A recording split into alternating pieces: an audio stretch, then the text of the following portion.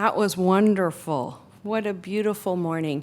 And I love the themes we've been hearing in our music. And this month's theme with Centers for Spiritual Living has been the soul's call.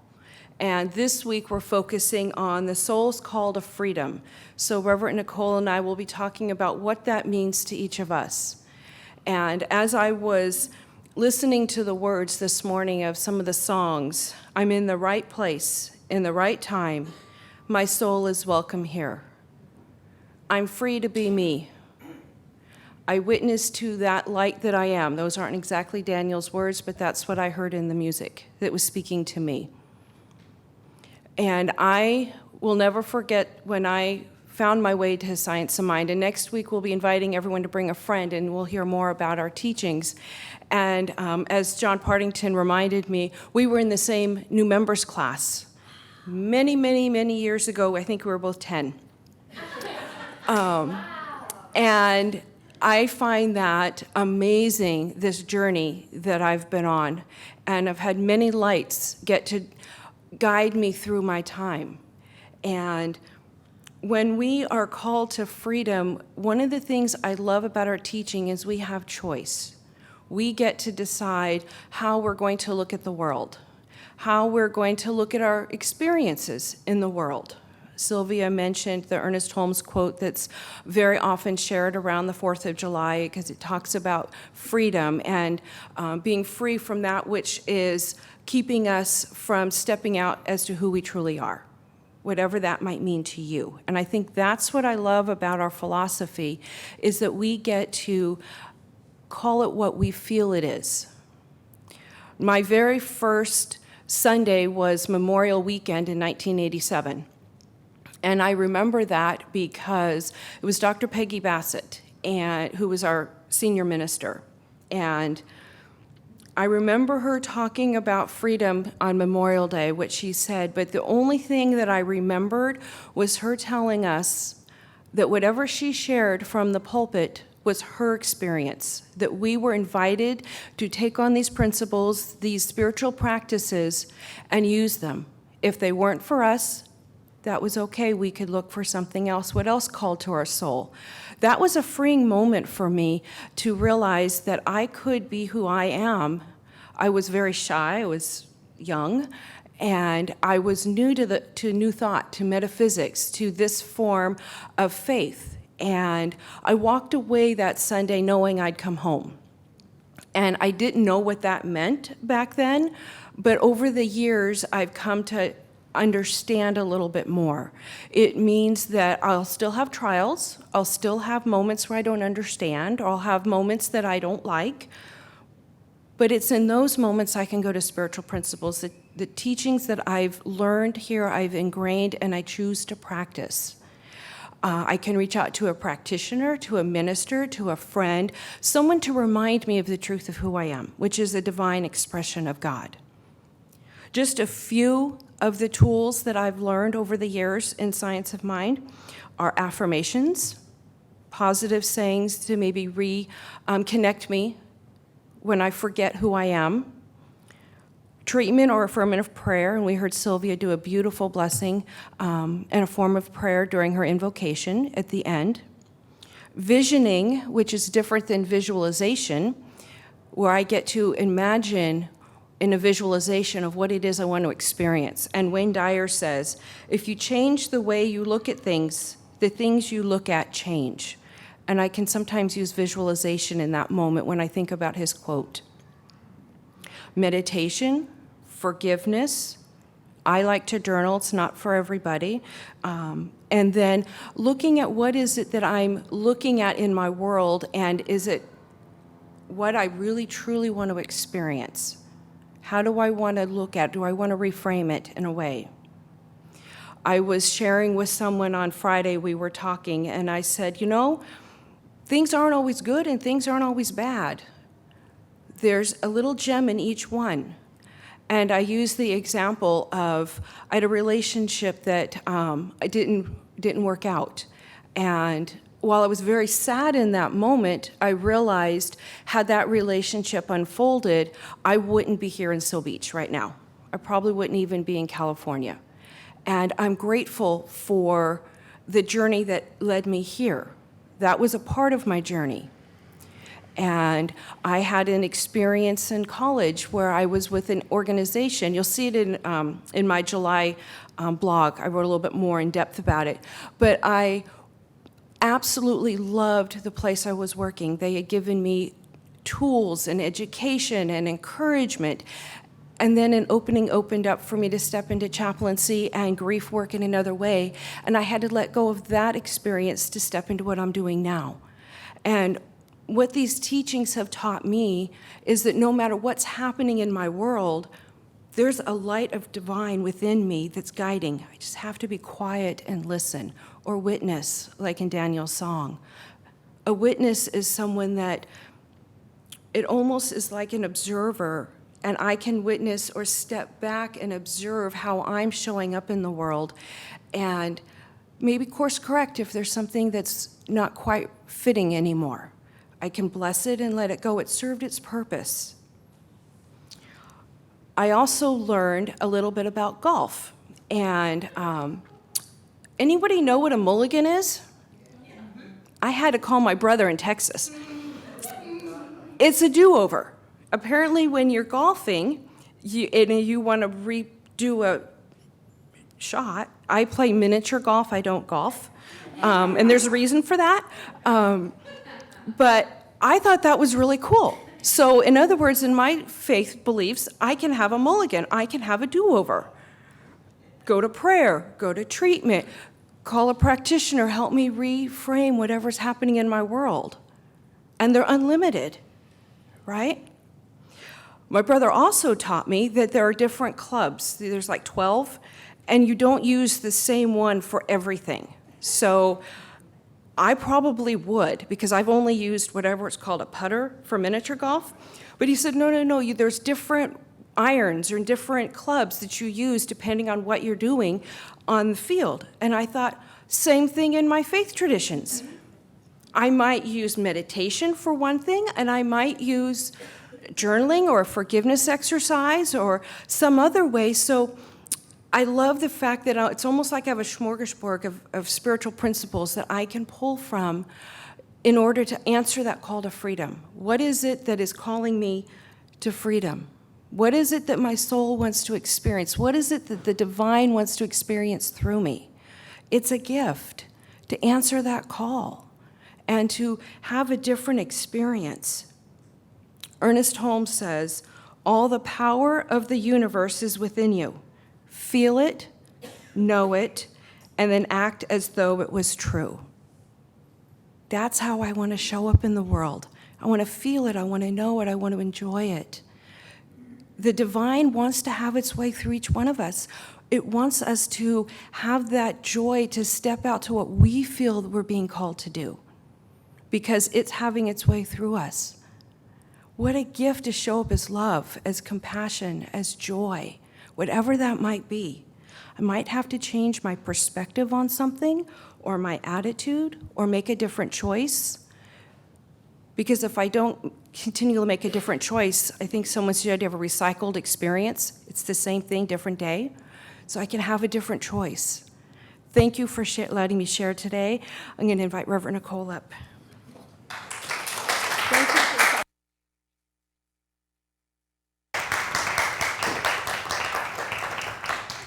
Thank you, Reverend Donna. That was beautiful and inspiring. I love it. I love when we can take something like this philosophy, which sometimes can seem a bit abstract, and make it real and applicable. You know, do you remember maybe a couple weeks ago when I was talking about us doing this Bring a Friend to Church Sunday, that we're going to have music and the youth will be alive in there,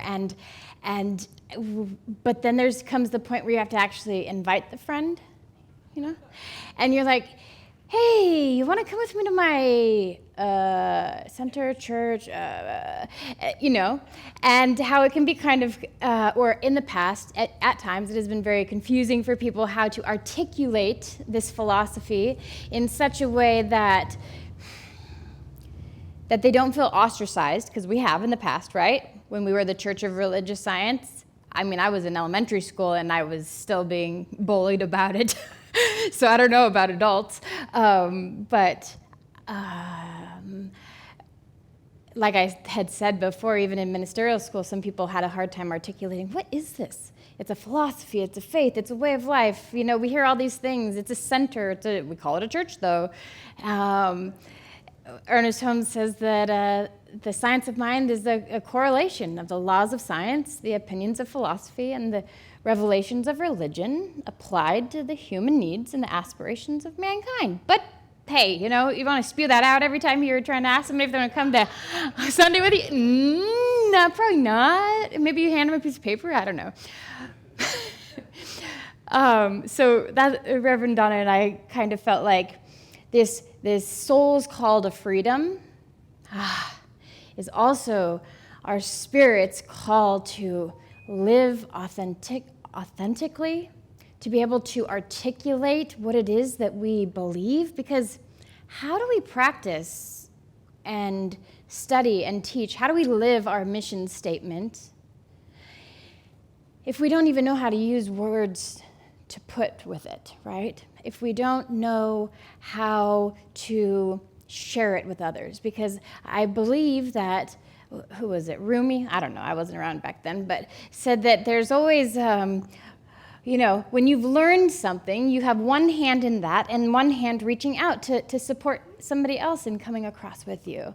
Because what's the point of any of it if we can't experience it together, right? Who here, like, when they learn something really cool or new, wants to hurry up and share it with somebody?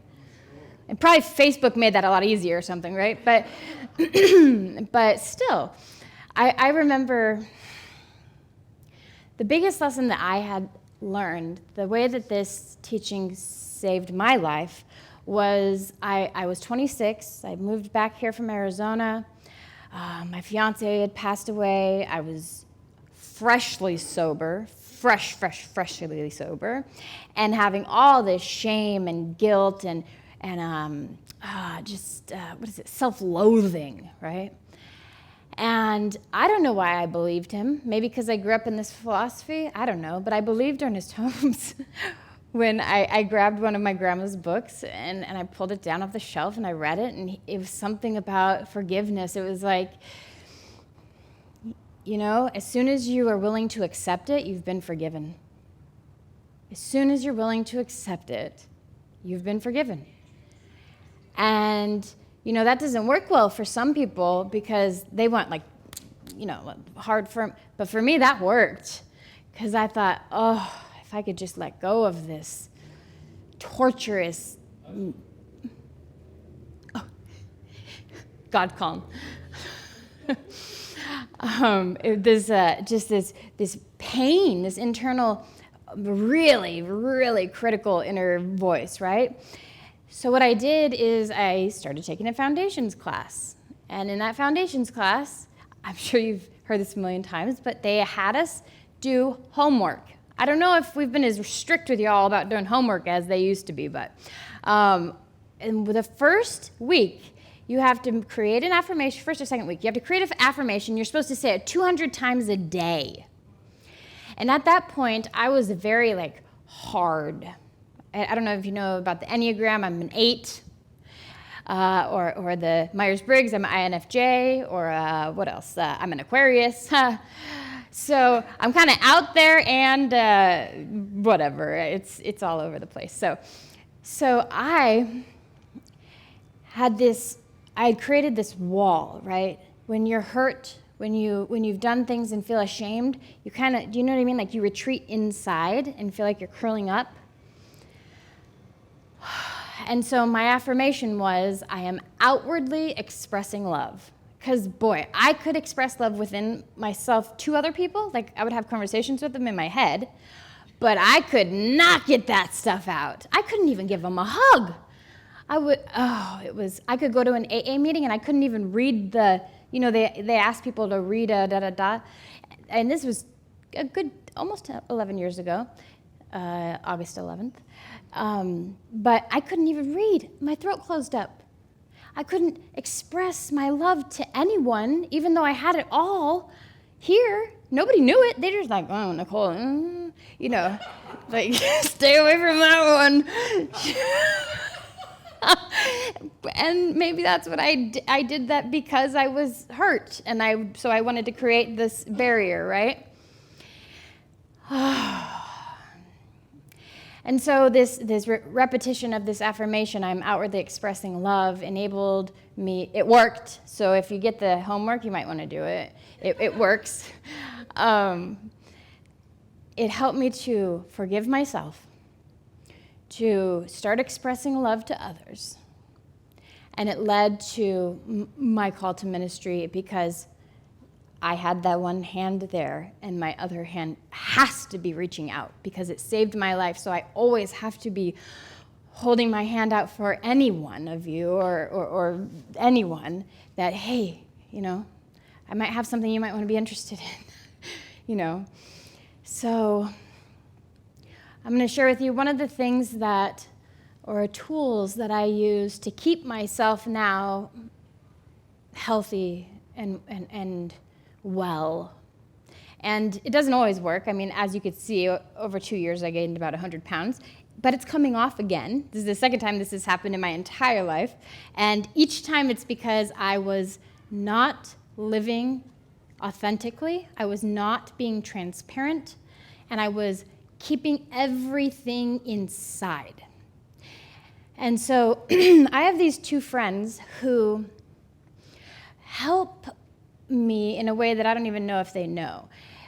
We do this thing sometimes. We get together, and we like to, we have these cards, and we like to ask each other these questions. It's like deep, reflective questions. And in doing that, it holds, I have no doubt that they're being honest and true and real. And at the same time, I am as honest and true and real as I can be. And one time, there was a question about who do you still feel, some kind of, who have you not shared with either remorse or forgiveness, or you would like forgiveness? It was something like that. And it was really hard for all of us to share this answer. But once we did, we said, okay. And I thought to my stomach hurt, right? And I was like, ooh, I'm going to say this. I think I was the one who said it. I don't know, maybe not. I said, okay, if you do it and then you do it, I'll do it. We had to reach out to these people who we had not talked to in a very long time, and we had to be real and honest and vulnerable and transparent. And my goodness, if it wasn't such a freeing experience, I think, for all of us. But what it taught me was this very important lesson, that it's so much easier to live a life being transparent. Like, you can see me, and I am the same person that you're going to see when you see me in my pajamas at the grocery store, or get out here with mud all over myself. I am who I am wherever I am, because I don't want to live in bondage anymore. I don't want to be in mental slavery to my past or to the things that I am scared to share with others. I would rather lay it all out for you guys and feel that freedom of my soul. And so I want to invite you to think about when was the last time you were truly authentic? Or do you possibly have a hard time with that? When was the last time you shared with somebody, reached a hand out and shared with them, hey, there's these things that I do. It's called spiritual practices, and they've really helped me. And I was wondering if maybe you would want to try it sometime with me. Or there's a community of people who are all like-minded, yet very different, and pretty cool. We're all the round pegs in the square holes, yes? Yes? No? Yes? Okay. It's okay if you want to be a square peg. It's okay. We accept you too. But I want to invite you to think about sharing who you are, what you believe, not only with others, but with yourself. Do you know what you believe? Do you know what you have faith in, really? it can be really hard to grasp God is all there is. Like, what does that even mean, right? We can have an experience of it, but to mentally say it, intellectually speak it, it can be kind of overwhelming or abstract. But to say, I'm going to just be me and do me because I heard that somebody else did it and it worked, and they're living a healthier, happier life here and now, and you want to try it with me. And this is kind of like, this is actually what I say to people when I ask them if they want to come to our community. They're like, I was just at the Sun newspaper, and I was putting in the ad for the faith communities, and then for next Sunday, and the editor, he says, so what is this? What is this Center for Spiritual Living thing? And I said, well, we are a spiritual community that recognizes and teaches spiritual principles and practices to help us live a healthier, happier life here and now. We're concerned with the here and now. We don't teach people what to think, we teach them how to think. So there's no dogma or doctrine unless you create it, because I do know some fundamentalist religious scientists, and that's okay. I was one at one point too.